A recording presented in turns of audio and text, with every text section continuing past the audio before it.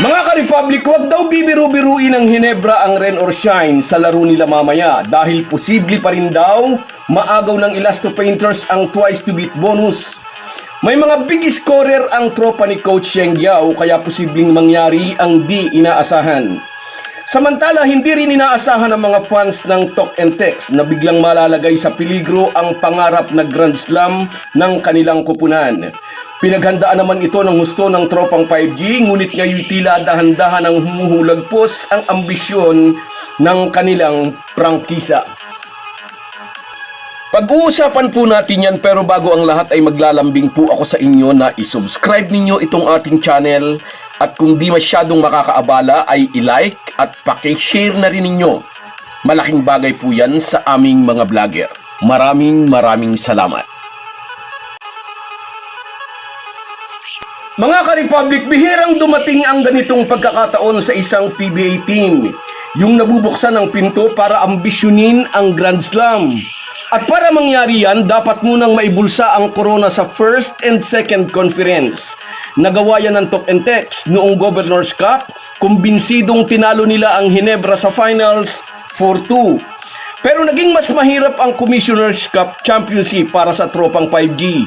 Naiwan na sila ng Hinebra sa best of 7 final series sa kartadang 3-2. Isang panalo na lang ang kailangan noon ng Gin Kings para masungkit ang titulo, ngunit nakabalikwas pa ang mga bataan ni Chot Reyes. Nadalawang sunod pa nila ang mga mag-aala. Kaya nabuksan ang pinto ng pagkakataon para sa Talk and Text na targetin ang Grand Slam. Nadala siguro ng saya dahil sa natamong kampyonato sa nagdaang magkasunod na conference. Agad ibinunalas ni Jola sa media, tatargetin nila ang Grand Slam, isang malaking achievement na 4 na kupunan pa lang ang nakagawa sa PBA. Ang Crispa, ang SMB, ang Alaska Aces at ang San Mig Coffee.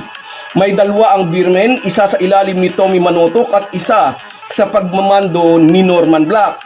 Ang Alaska at San Mig Coffee naman ay parihong nasa ilalim ni Tim Cone. Kaya nga nang sabihin ng TNT team manager na si Jolas na tatargetin ng tropang 5G ang Grand Slam, na-excite ang kanilang mga fans. Hindi naman nagpabaya si Jolas. Sa abot ng kanyang makakaya, ibinigay niya kay Chot Reyes sa mga piyesang kailangan ng kupunan.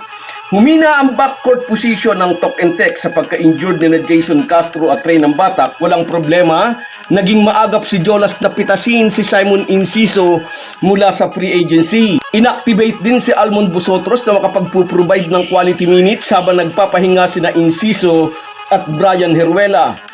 At heto pa ang pinakamalaking pasabog na lalong nagpa-excite sa mga fans ng TNT. Sa kung anong himala, napapayag ni Jolas ang Converge coaching staff at ang team management na makuha ng Talk and Text si Jordan Heading kapalit ni Mikey Williams. Nakadalawang laro na sa TNT si Jordan Heading. Si Mikey Williams naman hanggang ngayon hindi pa rin nagpapakita sa Converge. Kwarta pa rin ang issue, asking pa rin for the moon. Anyway, nang tumuhog ng 6-game winning streak ang TNT, mukhang nagkakaroon ng momentum ang kupunan para sa tinatarget na Grand Slam. Ngunit ang 6-game winning streak ay natuldukan nang magkaharap sila ng Hinebra, tinambakan ng Gin Kings ang TNT. At lalo pa silang nalubog ng talunin din ng Magnolia. Iyon ang pagkatalong opisyal na sumipa sa Talk and Text palabas sa top 4. Hindi pa tiyak kung sino ang makakaharap ng TNT sa quarterfinals. Depende pa rin sa magiging resulta ng mga quotient. Posible raw na Magnolia ulit at base sa huli nilang laban, delikado na naman ang tropa ni Chot Reyes. Pwede rin daw ang NLEX at tandaan natin sister team yan ng Talk and Text. At kung madadaluhang sunod ng tropang 5G, ang Road Warriors, lalabas itong kaduda-duda. Isang big assist yan para sa isang kapatid upang maabot ang pangarap. Samantala, walang duda na halos abot kamay na ng Hinebra ang twice to beat bonus. Malaki ang lamang ng Gin Kings sa point differentials at kung magkakaroon ng triple tie, siguradong ang mga mag-aalak ang sasalta sa top 4. Ngunit may isang malaking pasubali. Wag lang daw magpapatambak ng more than 14 points ang Hinebra sakaling matatalo. Sabi nga ng marami, nag-aalala ang mga fans, dati na raw sakit ng Hinebra ang pagre-relax kapag maganda ang posisyon. Sa laban nila mamaya, hindi nila dapat biru-biruin ang Elasto Painters. Maraming tirador sa lineup ng Rain or Shine at kapag pumutok ang mga ito, pwedeng masurpresa nila ang Ginkings. Pero may nauna nang sinabi si Tim Cone, gusto ng American coach tapusin ang elimination round on a high note, sabi nito. Kaya asahang pupukpok ng gusto ang Barangay Ginebra laban sa Rain or Shine. So guys, yan lang muna. Hanggang sa muli.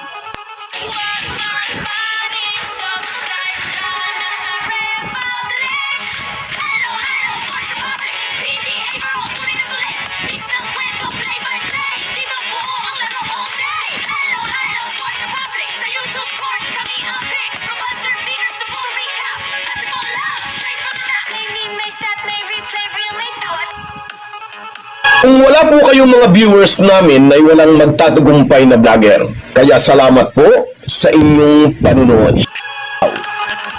Shoutout sa iyo, Wilfredo Bautista. Ayan, na-shoutout na kita. Salamat sa laging panonood at pagla-like. Sa iyo rin, Ligaya Bucalos. Shoutout kabayan. Salamat sa suporta. Sa iyo rin, shoutout George Tolentino. Sana magtuloy-tuloy raw ang panalo ng Ginebra. At sa iyo rin, shoutout Estrella Mercurio. Sana nga, ipag-pray natin, laging manalo. Nelson Reyes mula naman dyan sa Saudi. Shoutout sa iyo kabayan. Sa iyo rin, Merson Kabadi Vlog mula naman dyan sa Oman. Shoutout din sa iyo, ingat ka lagi dyan. Sa iyo rin, shoutout Mike Angelo Maravilla.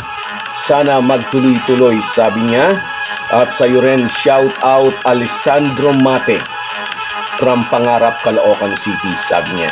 Shout out sa iyo. At sa iyo rin, shout out Papa Kiko. Yes, pray tayo lagi. Sa iyo rin, shout out Rami Mioli TV. Salamat sa inyong lahat. Kahit gaano po tayo kabisi, ay huwag po nating kalimutan ang ating buhay espiritual. Lagi po tayong magpasalamat sa bawat araw na dagdag sa ating buhay. Malaki po ang maitutulong ng pananalangin araw-araw. Isang paalala po mula sa inyong Halo Halo Sports Republic.